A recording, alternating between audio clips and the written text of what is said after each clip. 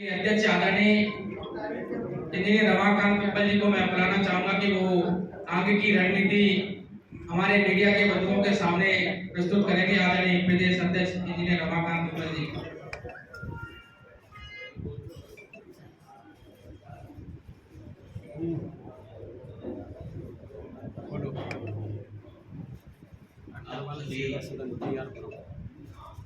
पधारे हुए मीडिया बंधुओं, सभी पार्टी के कार्यकर्ता पदाधिकारी साथियों, आप सभी के बीच में कुछ भी कहने से पहले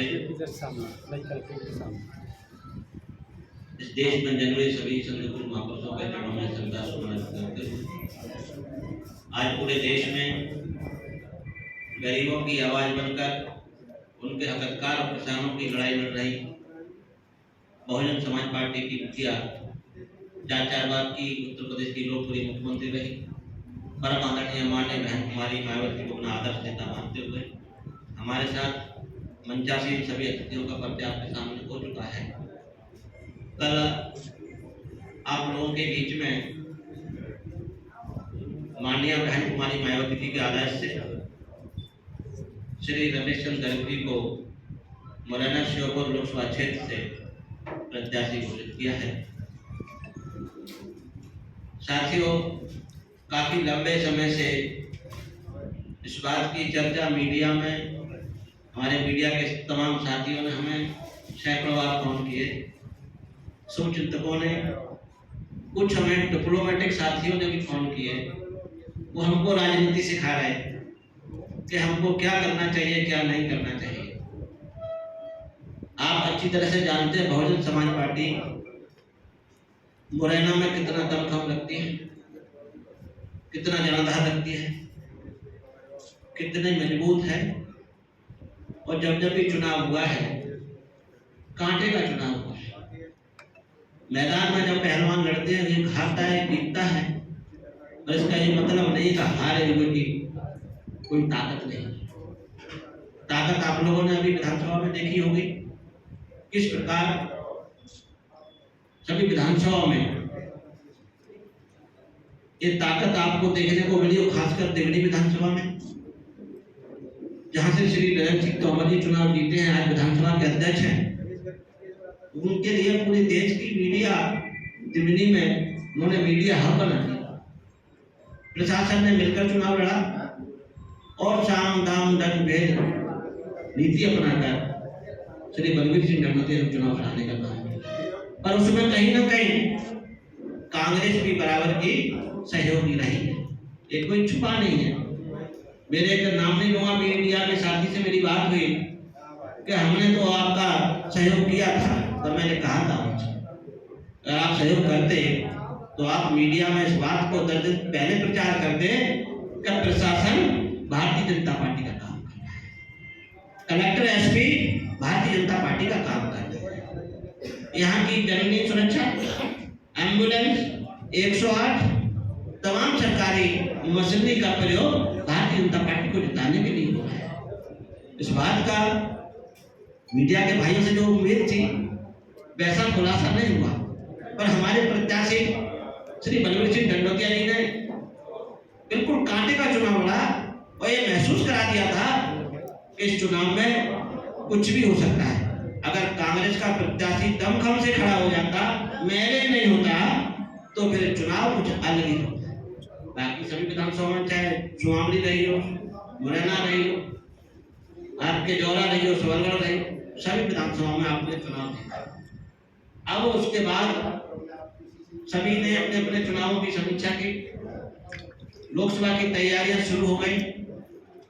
भारतीय जनता पार्टी ने पहले अपना कैंडिडेट डिक्लेयर कर दिया, कांग्रेस पार्टी का नहीं हुआ। कांग्रेस पार्टी चाह रही कि बीएसपी पहले करे। क्यों करेंगे? तो हमको वो काउंटर करने के लिए ऐसा मैसेज देना चाहती है कि बहुजन समाज पार्टी अपने दमखम से कम प्रायोरिटी ज्यादा होती है, ऐसा मैसेज आज भी वो लोग देने का प्रयास कर रहे हैं। तो मैंने कि आप लोग पहले कर लें, उसके बाद हम बता देंगे हम क्या करेंगे। उन्होंने प्रत्याशी घोषित किया, उसके बाद फिर पूरे शहर में लोकसभा क्षेत्र में चर्चा कि बीजेपी जो चाहेगी वैसा प्रत्याशी बहुजन समाज पार्टी उतारेगी।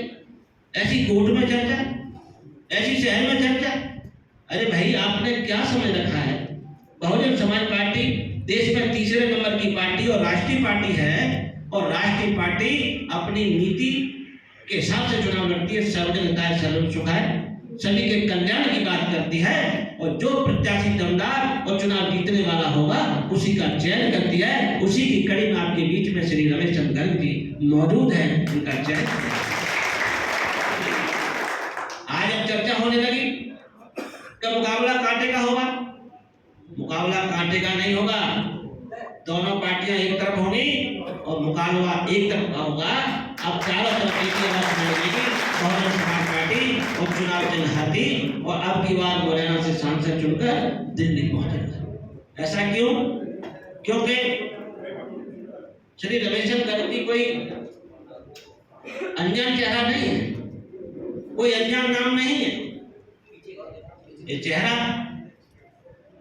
विगत 40 वर्षों से हम लोग देख रहे हैं। उन्होंने जनसेवा, समाज सेवा, हर विषम परिस्थिति में गरीबों के कल्याण के लिए कहीं ना कहीं उन्होंने आगे बढ़ चढ़कर काम किया है। जिले की सुरक्षा व्यवस्था, जिले के विकास में भी कहीं योगदान जो समाज सेवियों का होता है। स्वास्थ्य सेवाओं में अगर कोई दिक्कत आ रही, वहां भी हर तरफ इनका सहयोग देखने को मिला है। आज पहली बार वैश्य समुदाय पूरी लोकसभा क्षेत्र से पहली बार शायद सांसदी का चुनाव लड़ रहा है, और इन्होंने अभी तक लोगों को दिया है, चुनाव जिताया है। चाहे मुरैना हो, जौरा हो, सबलगढ़ हो, विजयपुर हो, श्योपुर हो, अभी तक लोगों को जिताया है, लोगों के लिए काम किया है। आज पहली बार ये अपने लिए काम करेंगे और लोगों से जन समर्थन मांगेंगे। और मुझे उम्मीद है, चाहे कांग्रेस के विधायक हो, चाहे बीजेपी के विधायक हो, इनके सामने खड़े होकर विरोध भी नहीं कर पाएंगे कि आप इनको वोट मत देना, क्योंकि उनको भी डर सताएगा कि अगली बार हम चुनाव में जीत नहीं पाएंगे। इसलिए एक तरफा लहर चलेगी। आपके जो भी सवाल जवाब हो आप हमारे सांसद प्रत्याशी से पूछ सकते हैं। और रही बात पार्टी के संगठन की, तो संगठन की ताकत से अभी लोकसभा क्षेत्र में हमको 3 लाख वोट मिला है, और इनका एक व्यक्तिगत भी संगठन है, व्यक्तिगत ताकत है, एक नेटवर्क है, और हर समाज के लोग इनसे जुड़े हुए हैं। क्योंकि व्यापार क्षेत्र में कोई अनजान नाम भी नहीं है, और नंबर 1 श्रेणी में आता है वो भी कोई अनजान नहीं।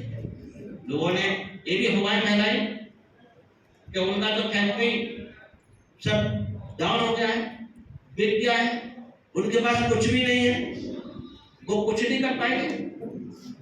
साथियों, मीडिया बंधु, आप अच्छी तरह से जानते हैं कि जो 40 साल तक देश में ऑयल किंग के नाम से अगर फेमस रहा है, कहीं ना कहीं कांग्रेस या बीजेपी की सरकारों ने अपनी दबाव की ओछी मानसिकता के अनुसार उन पर छापे पड़वाए, उनकी जांच करवाई, फैक्ट्रियों को बंद कराया। तो चलो ये काम 2-4 साल 8 साल से चल रहा है, और उससे पहले पूरे देश में काम, उससे पहले पूरे देश में नाम, तमाम नातेदारी रिश्तेदारी गोलों के बराबर के लेवल के उद्योगपति के धरना सेठ होंगे। इतना कमजोर आप कैसे मान सकते हो? इसलिए बहुजन समाज पार्टी ने सोच समझकर पूरे कार्यकर्ताओं की सहमति से इस बात पर मोहर लगाई है कि हमें हर हालत में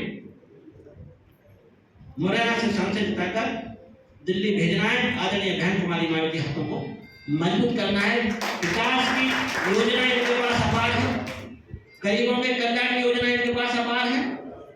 जो अभी कोरोना टाइम में जो सरकार ने दावे किए थे कि हम गरीबों को मरने नहीं देंगे, उनका हर समय इलाज करेंगे, तो आपने देख लिया होगा इन्होंने गरीबों को जो मजदूरी करने के लिए प्रदेश से बाहर चले गए, पढ़ने के लिए प्रदेश से बाहर चले गए, उनको लाने का कोई इंतजाम नहीं किया। वो कोरोना से कम, भूख से ज्यादा, समस्याओं से पीड़ित होने से ज्यादा हताश हुए, उन्होंने जान गंवाई। ऐसे मौके पर वह समुदाय ने काफी बढ़ चढ़कर उस समय भी भाग लिया और लोगों की जान बचाने का काम किया। तो हर पैमाने पर, हर विकास में, हर क्षेत्र में आपको इनका सहयोग दिखाई दिया होगा। और उसी उम्मीद पर इन्होंने हमसे कहा कि अध्यक्ष जी आप भरोसा रखें, चुनाव रमेश चंद्र गर्ग नहीं, चुनाव मुरैना सोनभद्र क्षेत्र की जनता लड़ेगी। इन जन प्रत्याशी को छोड़कर, इनके जो भी चेहरे होंगे, मोहरे होंगे, इनके समर्थक होंगे, उनको छोड़ के 18 लाख मतदाता हैं। 18 लाख में से कम 15 लाख मतदाता श्री रमेश चंद्र गर्ग जी का चुनाव लड़ेंगे। आप भरोसा रखें, भरोसे के साथ आपको करते हैं। शेष बातें हम आगे होती रहेंगी, पर हम उम्मीद करते हैं मीडिया भाइयों से एक बार सच्चाई के रास्ते पर आकर सच्चाई का साथ दीजिए। हम आपके साथ हैं, आपके साथ करने से चलना चाहते हैं। धन्यवाद।